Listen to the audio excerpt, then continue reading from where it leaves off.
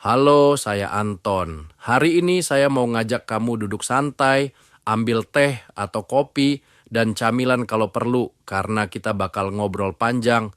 Yang mau bikin kopi dulu atau mau beli camilan, video ini di-pause aja dan nanti play lagi kalau udah siap. Kalau nggak punya kopi atau teh, silahkan nikmati secangkir kopi dan camilan yang saya sediakan.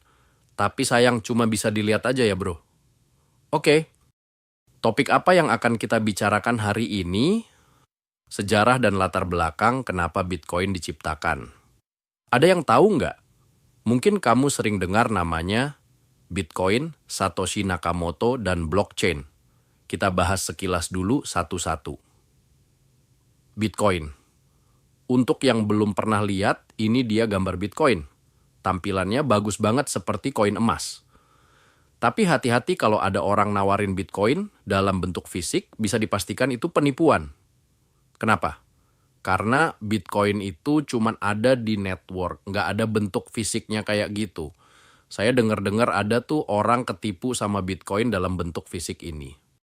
Satoshi Nakamoto dikenal sebagai penemu Bitcoin bersama-sama dengan rekan-rekan dalam komunitasnya. Ada yang bilang ini adalah foto Satoshi Nakamoto. Tapi kalau kamu ketemu sama orang ini atau yang mirip ini, nggak perlu minta foto bareng dan minta tanda tangan ya. Karena sampai hari ini keberadaan Satoshi tidak diketahui. Blockchain, yaitu blok yang disusun berurutan sehingga membentuk suatu rangkaian yang tidak terputus. Lagi-lagi blok ini tidak berbentuk fisik seperti Blok M di Jakarta Selatan ya. Blockchain berada di dalam network, tidak terlihat secara fisik. Blok itu sendiri sebenarnya adalah sekumpulan informasi berupa catatan dan transaksi yang bisa dilihat oleh siapapun, tetapi tidak bisa diubah semaunya sendiri. Di sini bisa kamu lihat gambar blockchain untuk memudahkan pemahaman mengenai hal ini.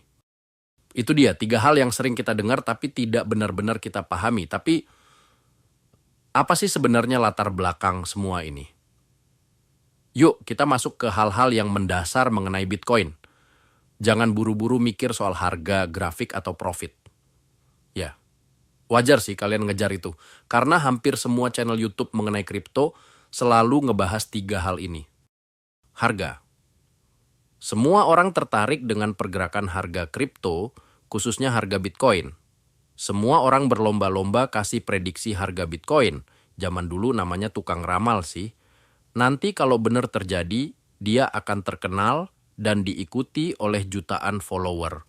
Sampai sekarang, saya belum bisa jadi tukang ramal, jadi tolong penonton channel saya jangan pernah tanya saya prediksi harga Bitcoin atau kripto lainnya ya. Grafik. Pergerakan harga juga bisa diprediksi dengan menganalisa bentuk grafik pergerakan harga dan volume perdagangannya. Banyak orang yang jago melakukan analisis teknikal ini. Saya sendiri sampai sekarang masih awam soal ini. Yang saya tahu cuma, harga bisa naik turun karena faktor supply, demand, dan sentimen pasar. Profit, nah ini yang paling dahsyat. Semua orang berlomba-lomba menunjukkan profitnya, otomatis followernya banyak. Ada gula, ada semut, dan laron selalu ngerubuti lampu.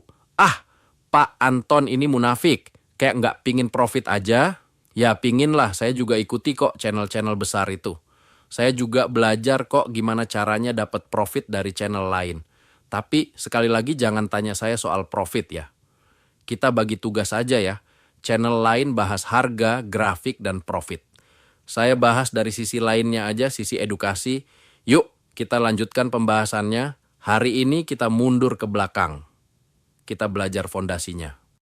Sebelum kita ngomongin Bitcoin, kita harus ingat satu hal. Manusia dari dulu selalu cari cara buat menukar nilai. Mulai dari barter, pakai garam, kulit kerang, emas, sampai akhirnya muncul uang kertas. Kenapa selalu gonta-ganti begitu? Karena semua sistem lama punya keterbatasan. Barter ribet mesti cari orang yang butuh barang kita. Ibu tua ini tuker sayuran dengan kerajinan bambu karena kebetulan cocok. Alternatif selain barter, di sini kita lihat bagaimana repotnya orang bertransaksi dengan garam yang bawanya berat. Pernah juga orang bertransaksi dengan kulit kerang sebagai uang. Dan terakhir, orang bertransaksi dengan menggunakan emas sebagai uang, tapi semuanya itu ribet dan gak gampang. Uang kertas muncul sebagai solusi, tapi masalah baru muncul. Kita harus percaya pihak ketiga, bank, pemerintah. Sebagai ringkasan, di sini saya tampilkan bagaimana uang berevolusi dari waktu ke waktu. Tahun 2008 jadi titik balik. Banyak bank raksasa kolaps. Pemerintah nyetak uang buat bailout, rakyat kehilangan rumah, kehilangan tabungan, tapi bank besar diselamatkan. Pertanyaannya, kok sistemnya kayak gini? Orang mulai mikir, apakah kita butuh sistem baru? Bisa nggak ada sistem uang yang nggak dikontrol bank atau pemerintah? Nah, inilah momentum yang melahirkan Bitcoin. Di tengah kekacauan itu, muncul sosok misterius, Satoshi Nakamoto. Dia mengunggah dokumen, judulnya Bitcoin, a Peer-to-Peer Electronic Cash System. Dokumen ini sekarang dikenal sebagai Bitcoin White Paper. White paper ini bukan sekadar ide. Ini peta jalan untuk menciptakan uang digital tanpa pihak ketiga. Satoshi nggak sendirian. Dia berinteraksi di forum Bitcoin Talk dengan developer lain, mereka berdiskusi, bikin eksperimen, dengan tujuan bagaimana merealisasikan ide yang tertulis di white paper menjadi kenyataan. Ini tentu bukan pekerjaan yang mudah. Sampai akhirnya mereka berhasil, lahirlah blok pertama yang namanya Genesis Block. Genesis Block, blok pertama Bitcoin, ditambang 3 Januari 2009. Apa yang menarik? Di dalamnya ada pesan tersembunyi. The Times January 3, 2009. Chancellor on brink of second bailout for banks. Ini bukan kebetulan. Ini sindiran politik. Bitcoin lahir bukan cuma sebagai teknologi, tapi juga sebagai bentuk perlawanan. Satoshi nggak bikin Bitcoin buat cepat kaya. Dia bikin Bitcoin untuk ngasih alternatif ke manusia. 2010. Transaksi Bitcoin pertama di dunia nyata, seorang programmer Laszlo Hanyecz beli 2 pizza seharga 10.000 Bitcoin. Sekarang nilainya $1 miliar lebih karena sekarang harga Bitcoin sekitar $100.000. Waktu itu Bitcoin dianggap lucu-lucuan, eksperimen. Tapi bagi segelintir orang, itu bukti bahwa Bitcoin bisa dipakai sebagai uang. Kita lihat grafik ini waktu dia beli pizza di tahun 2010, harganya berapa? Lihat di sebelah kiri bawah. Dan sekarang tahun 2025, harganya sudah sekitar $100.000. Awalnya Bitcoin dianggap alat kriminal, alat cuci uang, scam.